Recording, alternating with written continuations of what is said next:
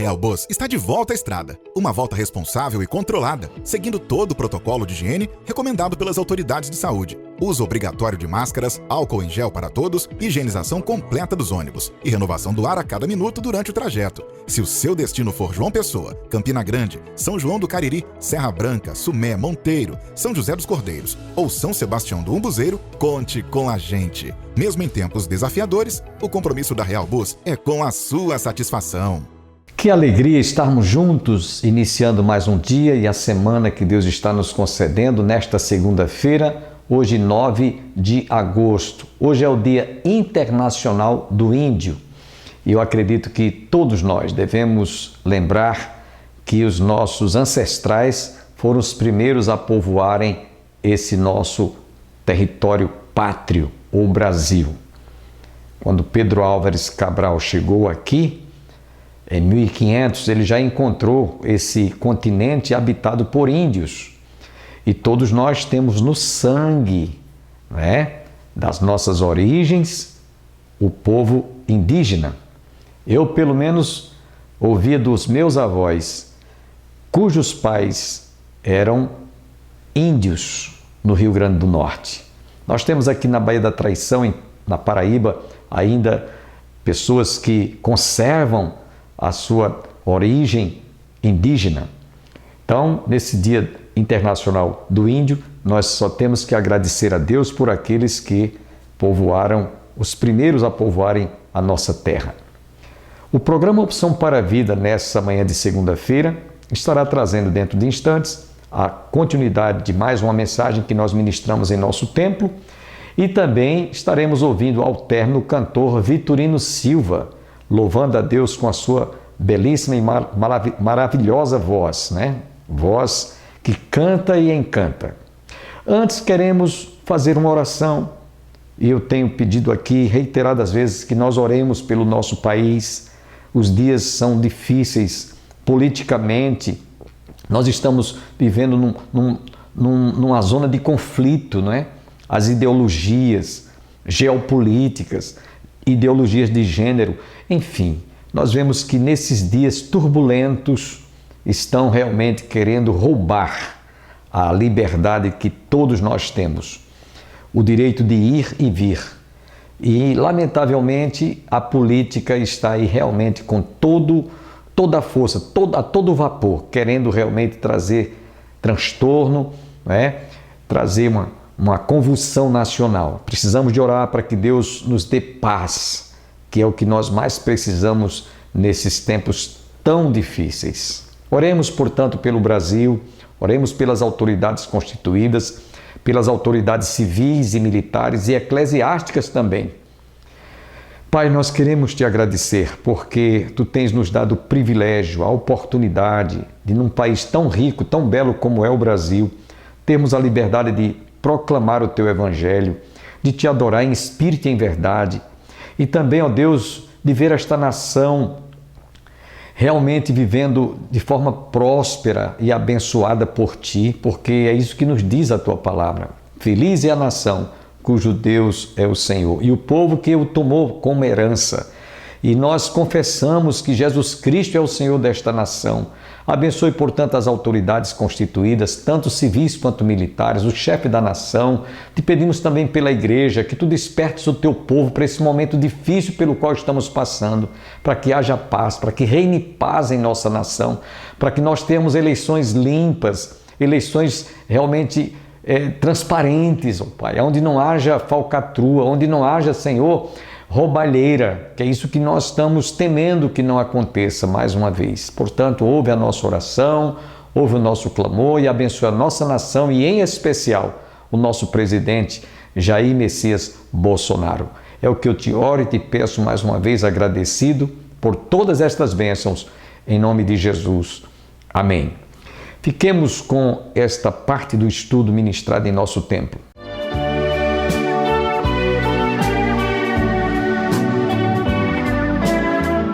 E essa mulher estava dizendo, olha, preparei tudo, aproveitemos. Ela diz ainda mais, já perfumei o meu leito com mirra, aloés e cinnamon, vem, embriaguemo-nos com as delícias de amor, até pela manhã, gozemos amores. porque o meu marido não está em casa, saiu de viagem para longe. Levou consigo um saquetel de dinheiro, só por volta da lua cheia ele tornará para casa. Seduziu com as suas muitas palavras, com as lisonjas dos seus lábios, o arrastou. E ele num momento, num instante, veja bem essa expressão, num instante, num momento, num estralo de dedo, num piscar de olho, ele se deixou persuadir e foi como um boi que vai para o matadouro. Eu estava me lembrando que eu vi isso de um homem que trabalhava na minha cidade, trabalhava no matadouro. Ele disse: pastor, na época eu não era pastor, disse, meu jovem, quando o boi vai para o matadouro, ele fica triste, ele tem pela intuição cheiro de morte, e ele caminha lentamente, sabendo que vai chegar a hora dele ser sacrificado. É como esse texto diz aqui. Enquanto eu preparava essa palavra, me lembrei dessa expressão de um homem que trabalhava no matadouro. Como o boi é levado para o matadouro, como o servo que corre para a rede, até que a flecha lhe atravesse o coração, como a ave que se apressa para o laço, sem saber que isto lhe custará a vida. Por isso que no capítulo anterior diz: aquele que adultera com a mulher está como que fora de si. Só mesmo quem quer arruinar a sua vida que pratica tal coisa, é loucura.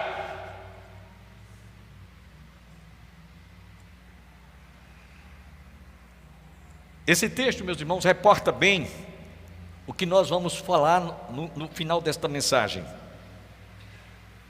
Não adulterarás. Não adulterarás. E quando eu falo de não adulterarás, a gente precisa de entender que aqui não é somente ter uma relação ilegítima, ilegal, seja fornicação, seja prostituição. Adulterar significa aumentar, fazer aquilo que é fora do comum, fora do normal. Você pode dizer: fulano adulterou o leite. Como é que ele adulterou o leite? Ele colocou água no leite, botou água suficiente que vai render muitos litros.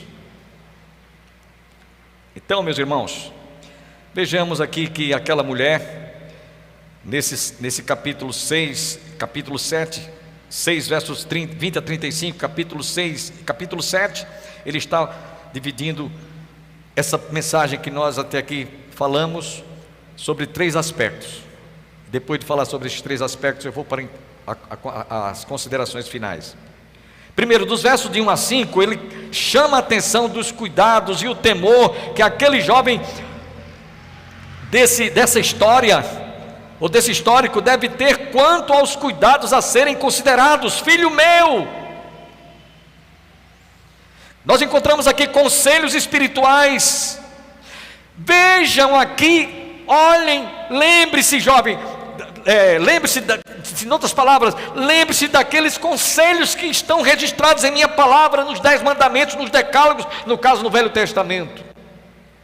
Guarda as minhas palavras, conserva dentro de ti os meus mandamentos, vive como a menina dos teus olhos, ata-os aos dedos. Os judeus, eles têm o tifili. Que é tifili? Eles colocam tiras de couro em volta no seu braço, até entre os dedos, e colocam também na sua fronte. E dentro nessa faixa que tem aqui na sua fronte, como os sacerdotes tinham no Velho Testamento, santidade ao Senhor, escrita em lâminas de ouro, está escrito parte das escrituras, para que eles, quando colocassem o tefilim, lembrassem que eles colocavam aqui na fronte, para lembrar a mente, a memória. Você lembre-se da minha palavra, obedeça a minha palavra, dela dependerá a tua vida, o futuro, a tua felicidade. E o tefilim também nas mãos. Por isso que ele diz aqui: ata-os aos teus dedos. Lá em Jó capítulo 31, versículo 1, eu queria ler para vocês, e vale a pena a gente ver aqui, porque esse texto mostra: fiz aliança com os meus olhos, como pois os fixaria em eu numa donzela. Escreve na tábua do teu coração os meus mandamentos. No original, no hebraico, diz assim: amarre-os nos dedos, não abandones a lealdade e a fidelidade, grave-as sempre bem gravadas nos vossos corações. E ele ainda diz mais: trate a sabedoria como a sua irmã e o entendimento como o seu melhor amigo ou parente confidente. E a última parte desse capítulo ainda ele diz: para te guardarem da mulher alheia, da estranha, que lisonja com as suas palavras. Ele já havia inclusive sido avisado lá nos versículos anteriores do capítulo 7. No capítulo 6 ele trata sobre isso. Pastor, o que tem isso a ver com os adornos da noiva de Cristo? Essas recomendações, meus irmãos, ou esse histórico aplicados ao coração de qualquer cristão, é tão importante, as advertências para aqueles dias, mesmo trazendo uma história desagradável, uma história desastrosa, uma história que não faz bem a gente ouvir, porque trata-se de uma traição, de uma mulher que se aproveitou que o marido estava ausente. Mas aqui não tem idade, não tem sexo, homem, mulher, jovem, rapaz ou moça, sendo solteiro, fornicação, sendo casados, a prostituição ou adultério. Então esse aspecto aqui, esse primeiro aspecto, trata dos conselhos que o escritor fez anteriormente, para depois fazer essa narrativa. O segundo aspecto traz lições morais. Vejam, nos versos 10 a 13, que ela seduziu o rapaz.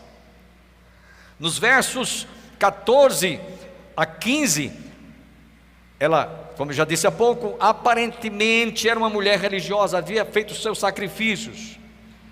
Nos versos 16 a 18, vamos transar, vamos pecar. Aproveite, porque meu marido está viajando. Aproveitemos versos 19 e 20, aproveitemos a ausência do marido e vamos ter um momento de amor. Se fosse hoje, me perdoem, eu não gostaria de usar essa expressão, mas é muito conhecida essa palavra: fulana botou chifre, ou fulana botou chifre. Vocês sabem do que eu estou falando. Isso é muito comum hoje, infelizmente, lamentavelmente. Era isso que se passava pela mente daquela mulher, quando disse: meu marido está viajando, vamos, deitemos, façamos amores. Era isso que estava no coração daquela mulher. Paul Holdcroft disse, falando sobre traição, ele disse: a lança do soldado romano não feriu tanto a Cristo como o beijo de Judas, beijo da traição. Isso machucou muito mais, isso feriu muito mais o coração de Jesus do que a lança que o soldado jogou aqui no seu lado e deu um desfecho e um golpe. Nos versos 19 a 21, ele convenceu o jovem e ele ficou como quem está hipnotizado, e rapidamente, diz aí, rapidamente, de repente, ele foi como boi levado ao matadouro, como a ave é colocada no alçapão. Num instante, caiu e foi laçado. Lembremos que Jesus nos diz em sua palavra: vigiai e orai, porque na verdade o espírito está pronto, mas a carne é fraca. Davi, o rei Davi, foi vítima disso aqui. No ano que ele era para ir para o campo de batalha, para a guerra, lutar contra os filisteus, ele ficou no seu palácio. E do alpendre do seu palácio, ele teve uma visão bem equidistante de uma mulher bem feita, de corpo, esbelta, bonita, despida, tomando banho. E diz o texto que Davi pôs os olhos na mulher e desejou possuí-la e mandou chamá-la. Deitou-se com ela, coabitou com ela. Passado alguns dias, o marido dela estava na guerra, no campo de batalha, e Davi, a mulher chega para ele, depois que se deitou com ela, disse: eu estou grávida, e esse menino é seu, porque meu marido está na guerra e eu me deitei com você. E Davi, para salvar a pele, cometeu um crime, ele foi autor intelectual de um crime, mandou que Urias ficasse no campo de batalha. Joabe foi orientado: olha, bota ele no lugar mais visível, visado, para que ele seja morto, e ficando ele, a mulher viúva, eu posso me casar com ela e está resolvido o problema. Vocês conhecem a história? Foi preciso Deus mandar o profeta Natan dizer: olha, contou a história de um homem que tinha ovelhas, muitas ovelhas, um rebanho de ovelhas, e tinha um que só tinha uma ovelhinha. E ele então, recebendo uma visita, mandou matar, tirou uma ovelha, o único que tinha aquela ovelhinha, matou, fez um churrasco. E depois que contou isso a Davi, ele disse: esse homem que cometeu isso é digno de ser morto, pois esse homem é você. Você fez isso, você cometeu esse crime, além de ter adulterado. Vocês conhecem a história? Davi deixou-se prender por suas olhadelas. Meus irmãos, o pecado e a tentação sempre vem como uma armadilha. Nos versos 22 e 23, como o boi vai ao matadouro, ou a ave que se apressa para o laço. O pecado no começo é bom. Hoje à tarde eu estava conversando com alguém, uma pessoa bem jovem, e disse: olha, o pecado é gostoso. Estava eu e minha esposa. O pecado é bom, é doce. O começo é doce, agora o final é amargo, como fel. Eu conheço histórias de pessoas que se deixaram envolver por relacionamentos extra, outros, e algumas delas se viram tão desesperadas que terminaram se suicidando. Outras meteram a cara na gandaia, como se diz, e ainda hoje está aí perambulando. Então é como o boi que é levado ao matadouro, é como a ave que se apressa ao laço. O pecado no começo, como dizíamos, é bom, é gostoso, mas no final é amargo. No início é doce, o final são caminhos de morte. Preguei aqui domingo retrasado sobre isso, porque sempre há uma armadilha, sempre há uma armadilha. Enquanto o relato dos versos 6 a 23 traz ao leitor usar o imaginário, como eu já disse a vocês, aqui nós vemos como é que se processa o pecado. O pecado tem um processo paulatino. Ele é como diz a palavra de Deus: um abismo chama outro abismo, e ao final deles são catadupas de morte. No texto ele diz: agora, pois, filho, dá-me ouvidos e se atento às palavras da minha boca. Reflita, atenta para a minha palavra. Não te desvie o coração nem para um lado nem para o outro. Não andes perdido nas suas veredas, porque a muitos feriu e derribou, e são muitos os que por ela foram mortos. O pecado tem um preço, a morte, a destruição. O salário do pecado é a morte.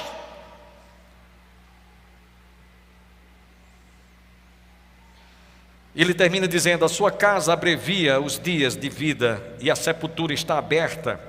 Aplicação para nós nessa noite. E agora eu vou falar sobre os adornos da noiva de Cristo, e aí eu concluo esse sermão. Eu acredito que todo mundo entendeu a narração do histórico bíblico, porque além de termos lido, eu ainda trouxe aqui a lume essa explicação com uma certa facilidade de detalhes. E aí eu quero dizer para vocês que o pecado e a tentação vêm como uma armadilha para todos nós.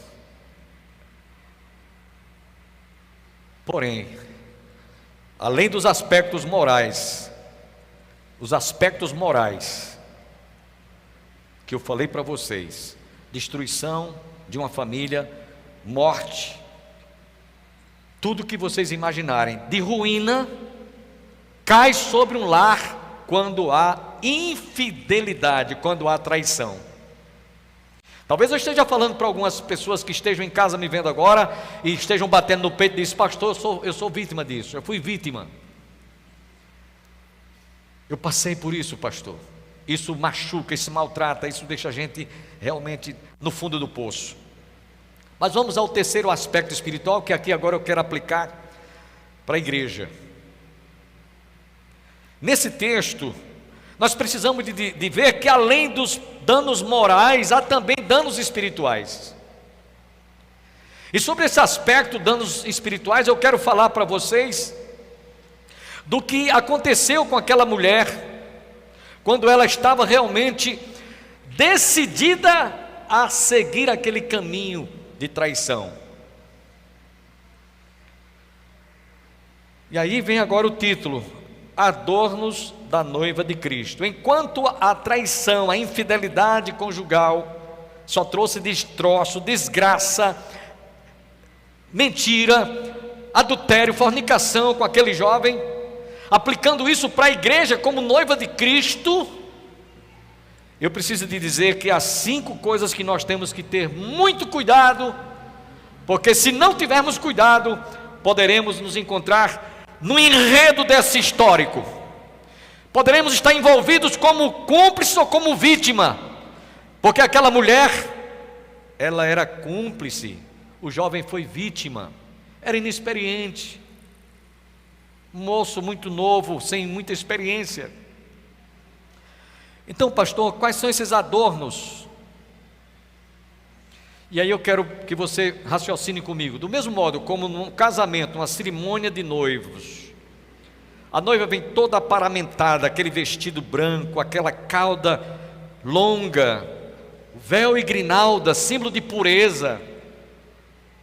Símbolo de pureza, a brancura é símbolo de pureza. E o juiz ou o pastor, seja o oficializante que vai fazer a cerimônia, faz todas aquelas advertências, todas aquelas recomendações que vocês já sabem.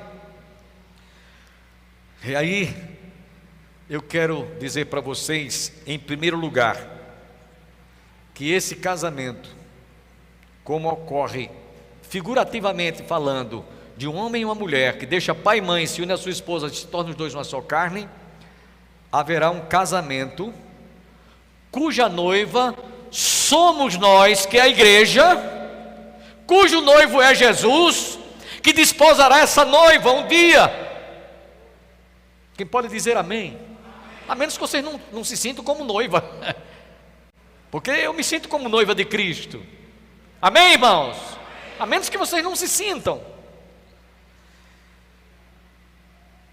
E aí, do modo como a noiva se ornamenta para a festa de casamento, de núpcias, haverá um casamento que a igreja noiva de Cristo, que somos nós, devemos também nos preparar com esse ornamento.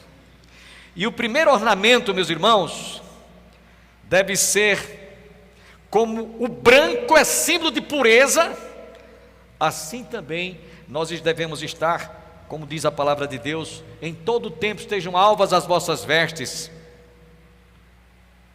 Em todo tempo estejam alvas as vossas vestes.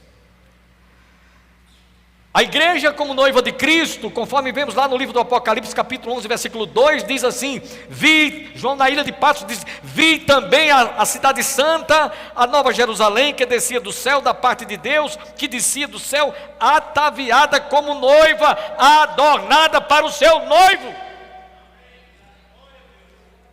Foi assim que João viu a igreja. E a igreja, enquanto estiver aqui, não pode desprezar a pureza. Temos realmente que estar com as nossas vestes alvas, brancas como a neve, brancas como a lã. E quem é que faz isso, pastor? O sangue de Jesus. 1 João capítulo versículo 7, se andarmos na luz como ele na luz está, temos comunhão uns com os outros, e o sangue de Jesus nos purifica de todo pecado. Suas vestes como é que estão? Alvejadas no sangue de Jesus? O branco é símbolo de pureza. Paulo faz uma analogia do relacionamento entre o marido e a esposa, lá no livro de Efésios, capítulo 5, verso 25 a 27. Ele mostra ali o estado, ou a qualidade daquilo que é puro, límpido. Paulo escrevendo na primeira carta aos Coríntios, capítulo 11, versículo 2, ele descreve exatamente isso que nós estamos mostrando aqui, a despeito dessa pureza das nossas vestes.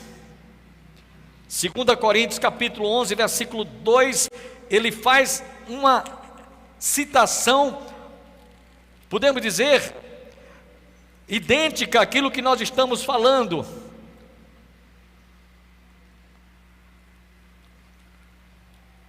Paulo diz assim: porque zelo por vós, com zelo de Deus, visto que vos tenho preparado para vos apresentar como virgem pura a um só esposo, que é Cristo. Amanhã você está convidado a continuar conosco, ouvindo e recebendo a continuidade desta mensagem que nós ministramos em nosso templo. Só tenho que agradecer a você que esteve conosco. Desejamos a todos um dia abençoado, que Deus derrame luz nas decisões que você venha tomar, abençoando a sua vida, o seu lar, a sua casa, a sua família e o seu coração. E, sobretudo, nos guarde, nos livre, nos proteja desta doença que está disseminando e destruindo muitas vidas. Até amanhã, se Deus quiser, nós vamos encerrar o programa com o cantor e pastor Vitorino Silva, louvando a Deus com esta música para o nosso enlevo espiritual. E até amanhã.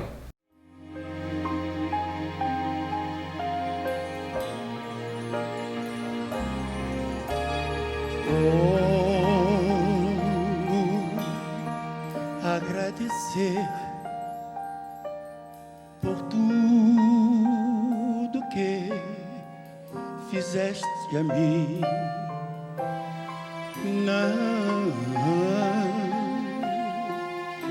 Não merecedor, mas provaste o seu amor sem fim. As vozes de 1 milhão de anjos não expressam a minha gratidão.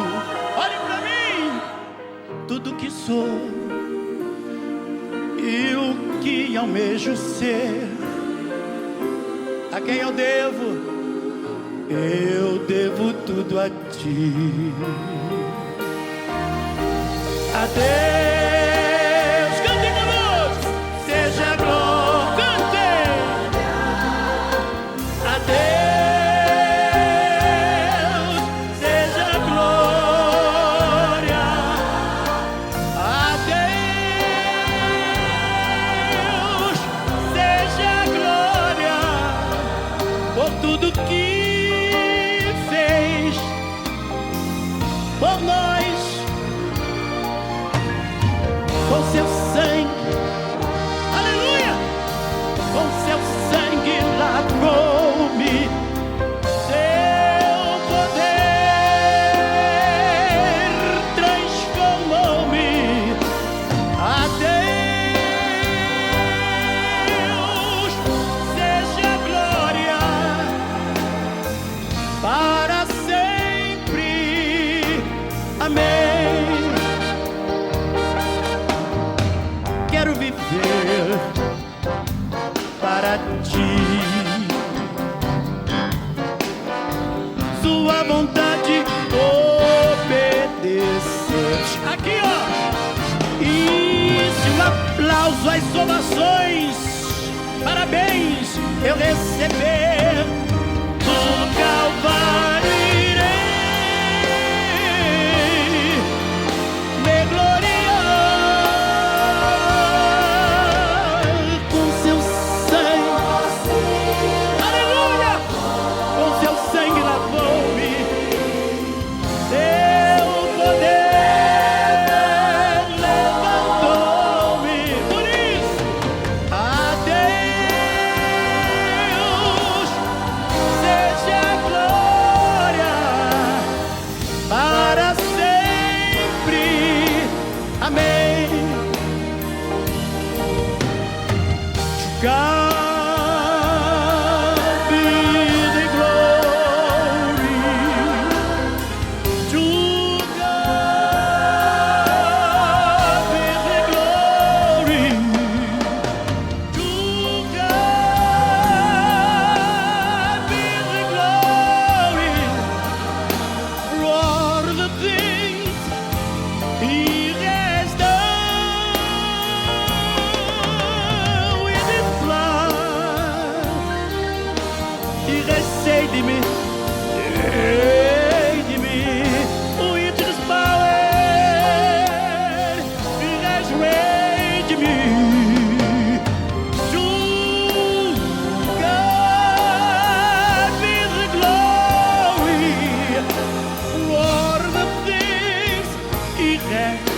estar. Quero viver para ti. Sua vontade eu quero e preciso obedecer. E se um aplauso eu receber,